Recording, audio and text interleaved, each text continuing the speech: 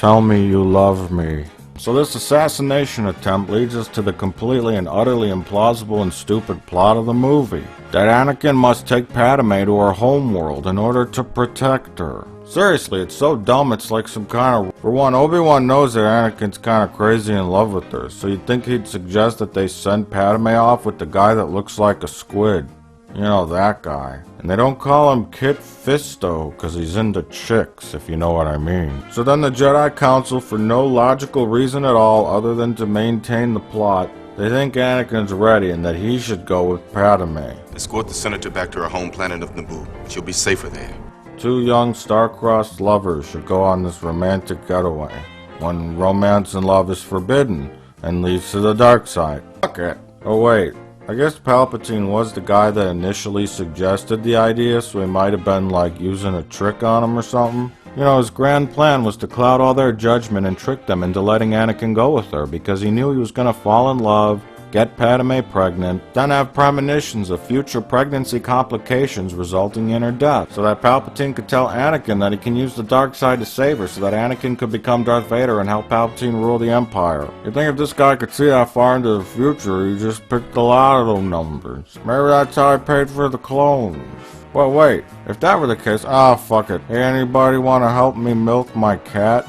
It's time to make breakfast. So this movie operates under the logic that assassinations only take place at night, because Padme is packing her things right next to a bunch of open windows in broad fucking daylight. Then there's even robots floating outside the window, and Anakin doesn't even seem to notice this. And the last assassination attempt was by a robot at the window. Fucking Helen Keller could assassinate her at this point. Eventually they go back to Naboo, and we kind of forget about the silly assassination thing. And apparently they do too, because they make absolutely no effort to conceal themselves in any way.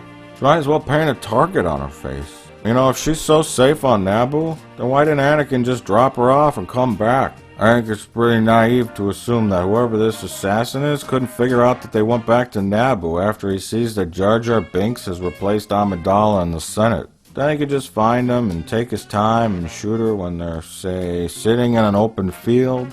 But I digress. This is really about love, right? And if love is forbidden, then we're supposed to instantly care about it, right? Well, no, not at all. Just because you throw obstacles in the way of a romance doesn't mean that we'll care about it, but instead we have to endure this completely implausible premise. It don't make no sense. Throughout the film, they're put in these very extreme settings because they're in hiding. Now, I'm the last person in the world who you call an expert on love, considering that most of my relationships seem to end up inside several different trash bags. But I think I might actually understand it a little more than George Lucas. To him, love seems to be only something from like Romeo and Juliet. See how she leans her cheek upon her hand. Oh, that I were a glove upon that hand, that I might touch that cheek. Something like an alien or a robot would view human love as. Like a guy who hopelessly pursues a woman by saying cliched love dialogue. You are in my very soul, tormenting me. And a woman who blushes and smiles, but insists they can't be together because of whatever convenient social implications prevent them from it. I'm a senator. And a Montague. Neither fair maid, if either thee dislike. And the place death, considering who thou art. This is movie romance at its most superficial and one-dimensional. Two attractive people in beautiful locations. They must be in love. I did enjoy, however, watching the actors squirm and BS their way through interviews when asked to describe the romance plot. You might call the acting in episode 2 bad, but watch, these people are pros at the whole acting thing.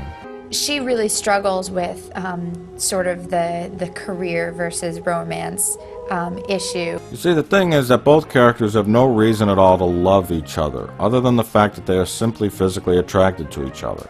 So instead of making the story about them just fucking like wild rabbits, they imply some kind of deeper emotional connection that has never been established because they don't know each other. It's what they call a contradiction. So a bunch of nerds will argue that it's the will of the Force that they be together, but that's just an excuse for sloppy, shitty writing. This is also yet another example of how these characters are always written backwards in the Star Wars prequels. See, Padme has no reason to not want to be in a relationship. She's not the queen anymore. She's just a senator.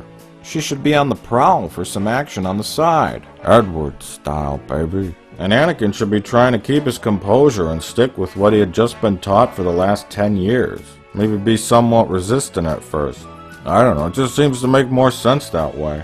And it'd be fitting metaphorically, too. She tempts him and begins the process of ruining his Jedi training and causing the destruction of paradise. Apple, anyone? Therefore thou mayst think my behavior light. But trust me, gentlemen, I'll prove more true than those that have more cunning to be strange. I'm a senator. Arf.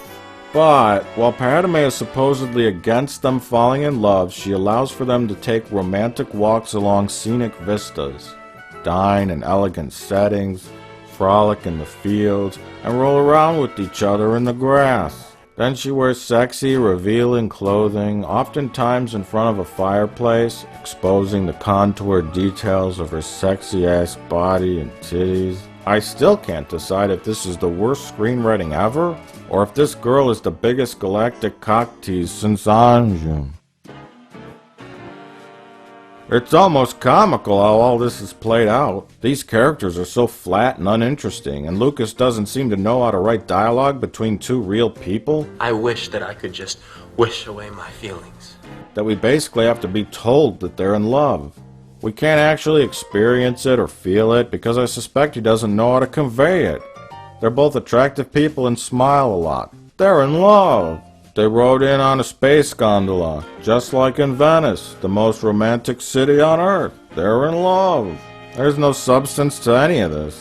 And in the end, this simple moment between two characters had 1,000,000 times more depth and realism than even the biggest fake waterfalls your computer could make.